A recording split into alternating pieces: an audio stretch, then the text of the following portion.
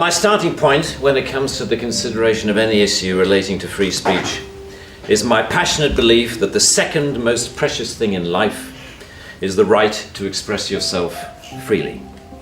The most precious thing in life, I think, is food in your mouth, and the third most precious is a roof over your head. But a fixture for me in the number 2 slot is free expression, just below the need to sustain life itself. That is because I have enjoyed free expression in this country all my professional life and fully expect to continue to do so. Personally, I suspect highly unlikely to be arrested for whatever laws exist to contain free expression because of the undoubtedly privileged position that is afforded to those of a high public profile. So my concerns are less for myself and more for those more vulnerable because of their lower profile.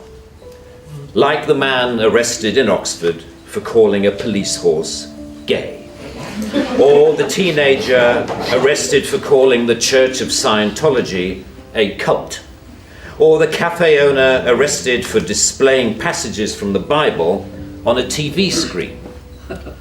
When I heard of some of these more ludicrous offences and charges, I remembered that I had been here before in a fictional context. I once did a show called Not the 9 O'Clock News some years ago, and we did a sketch where Griff Rhys-Jones played Constable Savage, a manifestly racist police officer to whom I, as his station commander, is giving a dressing down for arresting a black man on a whole string of ridiculous, trumped up and ludicrous charges. The charges for which Constable Savage arrested Mr. Winston Kadogo of 55 Mercer Road were these: walking on the cracks in the pavement, walking in a loud shirt in a built-up area during the hours of darkness, and one of my favourites, walking around all over the place. He was also arrested for urinating in a public convenience and looking at me in a funny way. Who would have thought that we would end up with a law that would allow life to imitate art so exactly? I read somewhere a defender of the status quo claiming that the fact that the gay horse case was dropped after the arrested man refused to pay the fine, and that the Scientology case was also dropped at some point during the court process, was proof that the law was working well, ignoring the fact that the only reason these cases were dropped was because of the publicity that they had attracted. The police sensed that ridicule was just around the corner and withdrew their actions.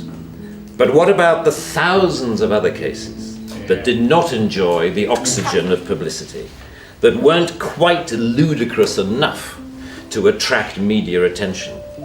Even for those actions that were withdrawn, people were arrested, questioned, taken to court, and then released. That isn't a law working properly. That is censoriousness of the most intimidating kind, guaranteed to have, as Lord Deer says, a chilling effect on free expression and free protest. Parliament's Joint Committee on Human Rights summarised, as you may know, this whole issue very well by saying, while arresting a protester for using threatening or abusive speech may, depending on the circumstances, be a proportionate response, we do not think that language or behaviour that is merely insulting should ever be criminalised in this way. The clear problem with the outlawing of insult is that too many things can be interpreted as such. Criticism is easily construed as insult by certain parties. Ridicule easily construed as insult.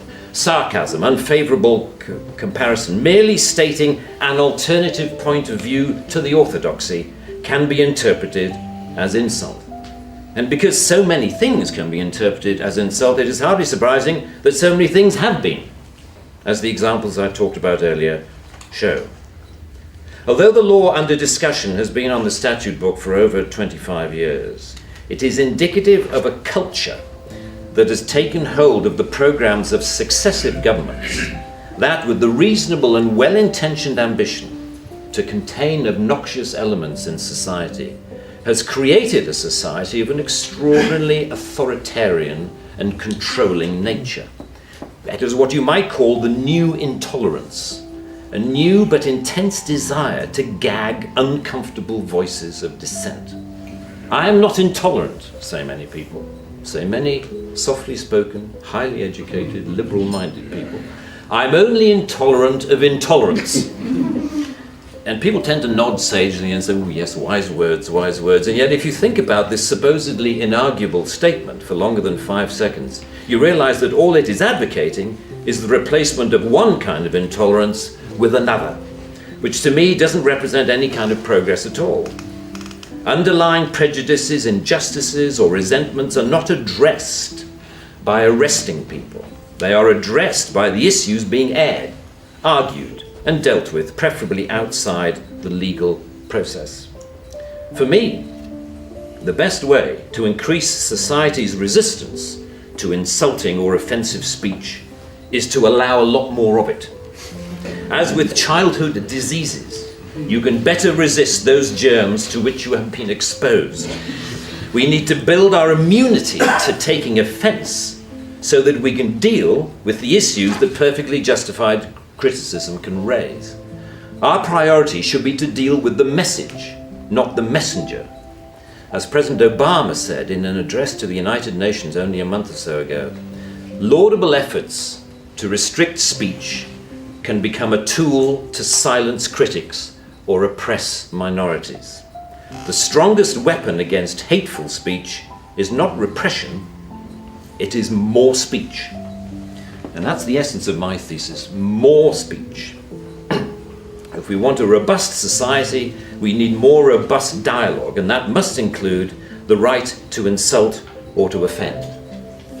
And even if, as Lord Dear says, the freedom to be inoffensive is no freedom at all. The repeal of this word in this clause will be only a small step, but it will, I hope, be a critical one in what should be a longer-term project to pause and slowly rewind a creeping culture of censoriousness. It is a small skirmish in the battle, in my opinion, to deal with what Sir Salman Rushdie refers to as the outrage industry.